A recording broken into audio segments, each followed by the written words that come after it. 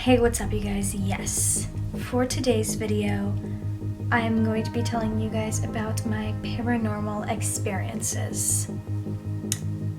And yes, I totally did just channel my inner Shane. Hashtag I'll go home. What's up you guys? It's Bri. So, cue spooky music. For today's video, I'm going to be telling you guys a few different paranormal experiences of mine. I'm going to be telling you guys 4 true stories of mine, and 2 of them I do have a picture/video for proof, and then the other 2 I do not, sadly.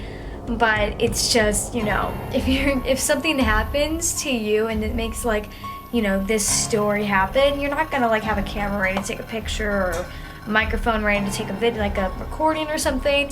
It just doesn't happen. I got lucky the 2 times I did get proof, so yeah. But without further ado, let's get right into the video.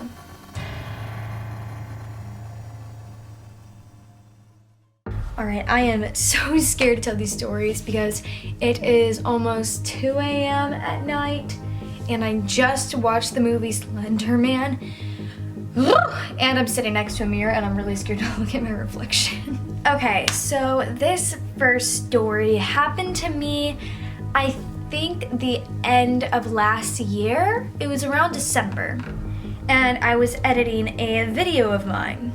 So basically, at the time I was out of town in the house I'm actually in right now. So the house I'm in now is pretty much where I grew up, but when I turned like I think 12 or 13, I moved to a different state and we would me and my mom would visit here as much as we possibly could, especially on holidays. But then we would go back and then we had to move back here in this very house.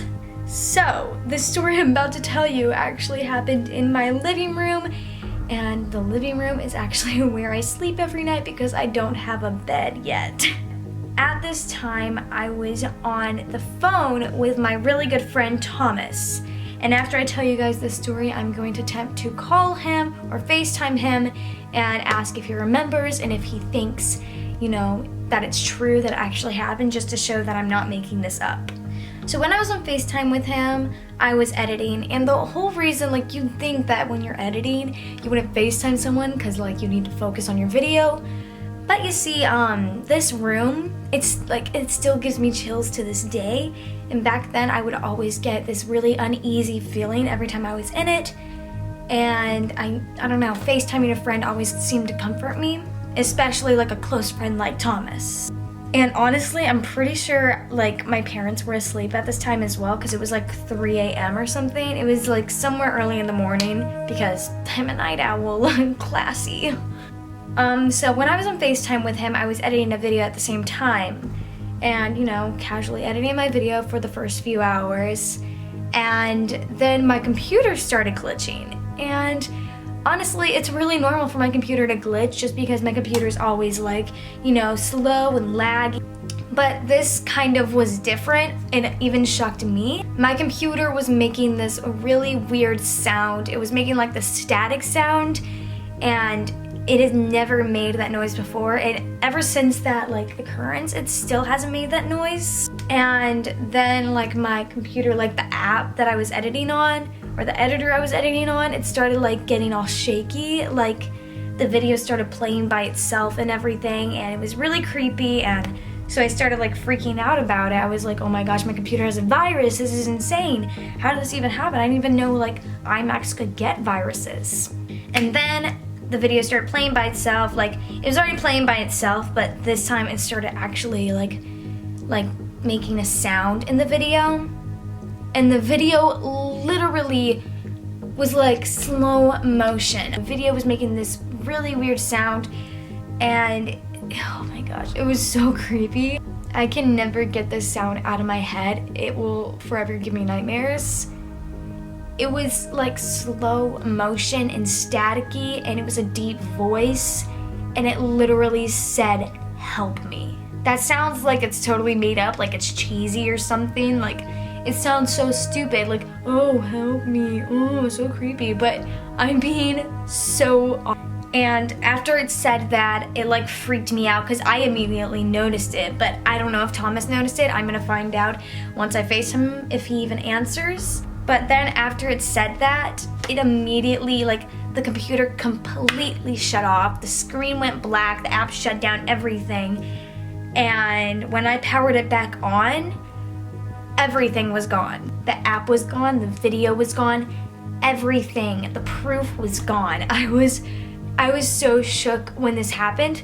And after I noticed that it had shut down and everything, the light in my hallway started to flicker. And that was kind of like the last, I guess, paranormal encounter of that night.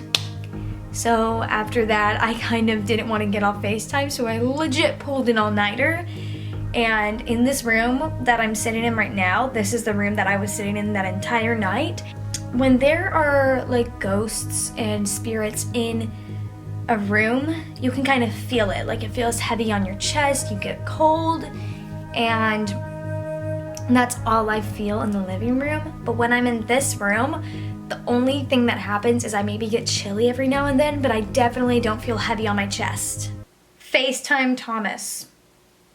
Making a FaceTime call to Thomas.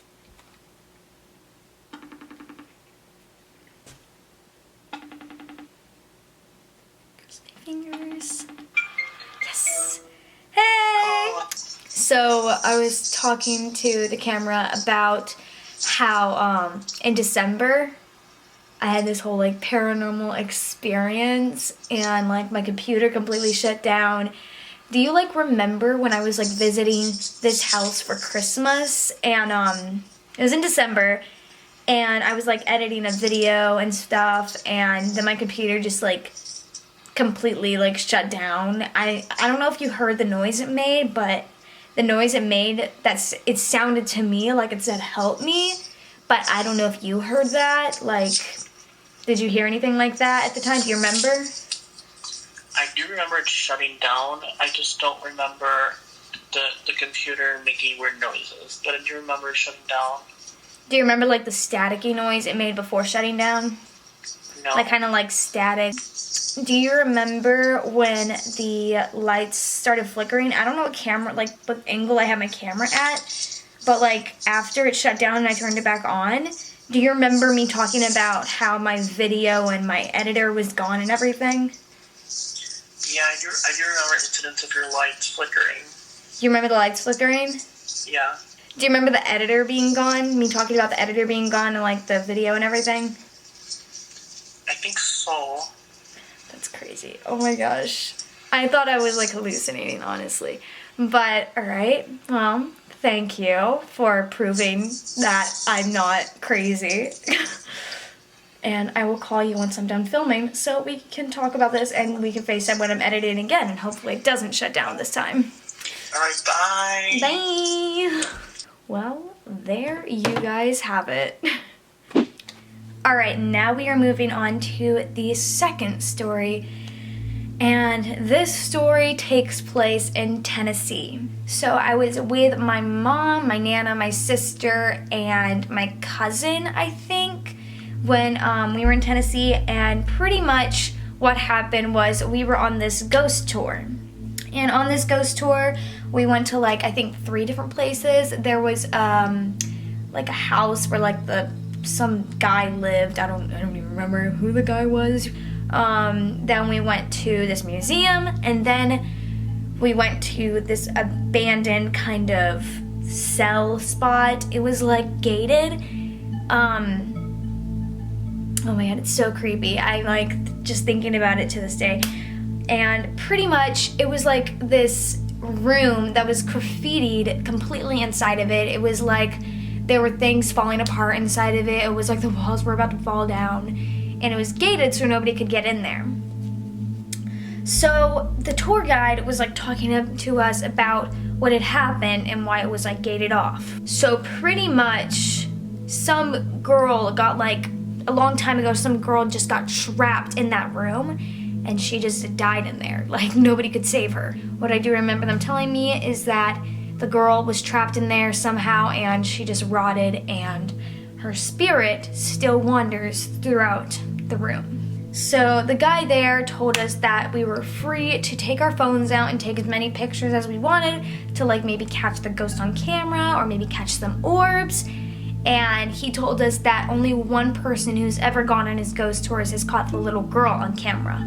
So when I was there, I decided that I would be a little rebellious, and I took my phone and I put it like my wrist inside of the fence, because it was like one of those fences that was like squares inside the fence, like you could fit your hand through it. And I took my hand through it and I took my phone and I took a picture.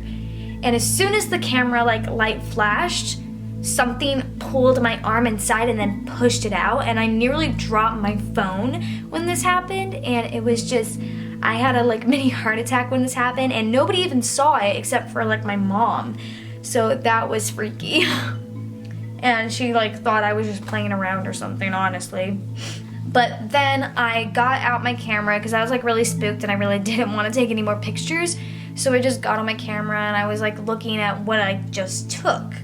And I looked in the corner of the picture, and of course, my luck, I do not have this picture anymore.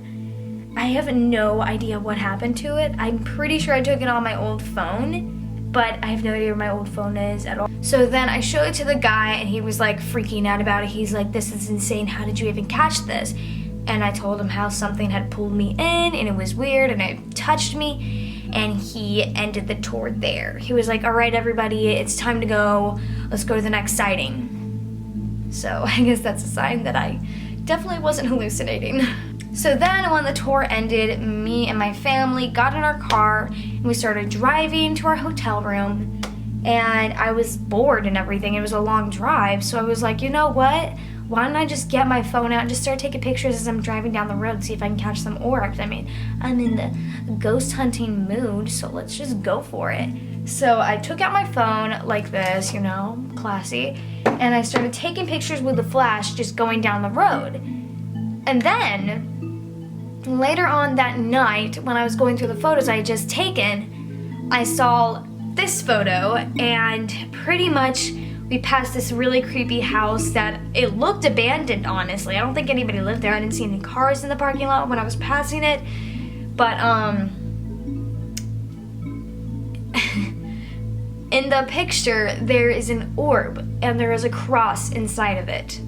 I'm pretty sure that's a good thing. That's a good orb. It means it's heavenly. I mean, it has a cross inside of it, like that. But it just kind of creeps me out, and it kind of makes me happy because I actually caught that on camera. That's not really a paranormal experience like the last part where I was driving down the road.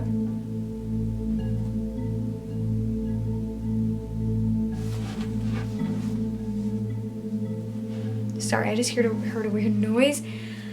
Okay, alright guys, so this next story is probably one of the creepiest ones. Besides the last story that I just told, this one is probably the next creepiest, just because I can still hear the sound that I heard to this day. All of these are so creepy and so weird. So at this time, I was staying in this one-bedroom apartment with my mom because we couldn't afford a two-bedroom apartment at this time. We could only afford a one-bedroom, and we kind of like shared a room. So we only had, I think, 3 cats at this time as well, and all of them usually were outside. They didn't really come inside that much. So whenever my mom would leave for work, she would just let them out. And I remember specifically on this day, I remember my mom getting up and my mom slept right next to me. So whenever she'd get up to go to work, I'd easily wake up and she'd be like, "Bye, Brianna, love you, see you when I get home. Don't burn the house down," or burn the apartment down in this case. And I would obviously know when she left, and every time she'd leave, she'd shut the door, just because, I don't know, I guess she wanted to shut the door. But I remember, I'm so lazy. I was lazy then and I'm still lazy now. So I would literally sleep till the middle of the afternoon, and she wouldn't get home till that evening, which is around 6-7 p.m. So I don't remember the time, but I remember waking up to Basically what happened was I heard the door slowly creak open, like it was like the slightest little creak. It's just, you know what it sounds like. It's like any classic horror movie with a ghost, that slow creak. That's exactly what I heard. Then I started hearing like slow pacing on the floor, like with there were like plastic bags on the floor, so what it sounded like was like that, but like slowly, like kind of like that sound. And it started getting faster and faster, as if someone were running. It sounded like one of the cats were running and playing with the other cat. But then I heard it start stomping, and I started realizing, wait, my cats are outside. Nobody's in this house right now. Who could be stomping? And then I immediately like rose up from my bed, and I like I don't even know what my face looked like, but it was probably shocked, and my face was probably red and freaked out. But then when I got up, and the door just slammed shut. And I don't think I left that room that entire day. I was too scared to get off my bed. So yeah, that's that story. And that apartment that I lived in was the creepiest apartment I have ever lived in. I could tell so many stories about that apartment that are non-spiritual based, just because it was just such a bad area, that apartment was. And it was like, the people in that area were nice, but I don't really like the environment, if you know what I mean. Alright, so this story takes place in the second apartment I lived in, not the one from the last story, not a 1-bedroom, but a 2-bedroom apartment. And in this apartment, basically, you know, I had my own room, which was awesome, and it was really fun and everything, and I was happy there. But then this like kind of experience kind of really messed up my look on that apartment. It made me realize things that I did not know, like it being haunted. So it was late at night, and I was doing some schoolwork. I was like doing an essay, I was doing some reading, you know, the classic schoolwork. And I was public schooled at this time, so I had like twice the amount. And I had to wake up early in the morning, but I was like, you know what, I'm just gonna pull an all-nighter. Nah. So I was just like laying in my bed, you know, casually doing my schoolwork. And then I started hearing like this shaky sound, like kind of like this, like something like that, like something like wobbling. And I was hearing that like right next to my ear, because it was my lamp. And also I still have this lamp, but it's actually in our like storage room, which I'm pretty sure that room is haunted, because every time I go in it, I feel like I can't breathe. So that's great. Either it's haunted or there's a ton of dust, because nobody ever goes in there. But the lamp was like wobbling, and I could hear it, and I honestly at the time I thought it was just something outside, like I thought it was someone like moving stuff outside. But then it started getting louder and faster moving. So then I quickly turned around and it stopped moving, and I was like, oh my god, am I hallucinating right now? And my brain was like, you gotta get this on camera. So I took my camera and I set it up on my bed, like on the end of my bed, and I backed up next to the door because I didn't want to be near that. And I started recording. Luckily for me, I'm like seeing it in my head and it gives me goosebumps. Luckily for me, the lamp started moving. The lamp literally fell backwards into the blinds and then slowly rose back up and got in its original position. And when I play this video, you can literally hear me being kind of shook in the background. I was literally like, oh my god. Like, I've never witnessed a moving object, I don't think. I've never witnessed like an actual like moving object, like being moved by a ghost, except for like a door slamming. So I was obviously gonna be shooketh to the core. But yeah, I got that on video, and I remember posting it on my Snapchat story when I had Snapchat, and nobody believed it. and I think I only got like maybe 1 or 2 people to believe that it was actually real, and it is actually real, which is kind of crazy to me that people couldn't believe that, because how can I make that move? But I'm gonna go ahead and play the video for you guys, so enjoy.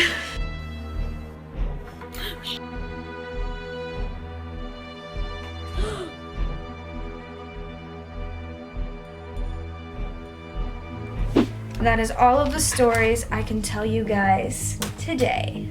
But now I'm really spooked and I'm never gonna be able to fall asleep, so that's great. But yeah, I really hope you guys enjoyed this video.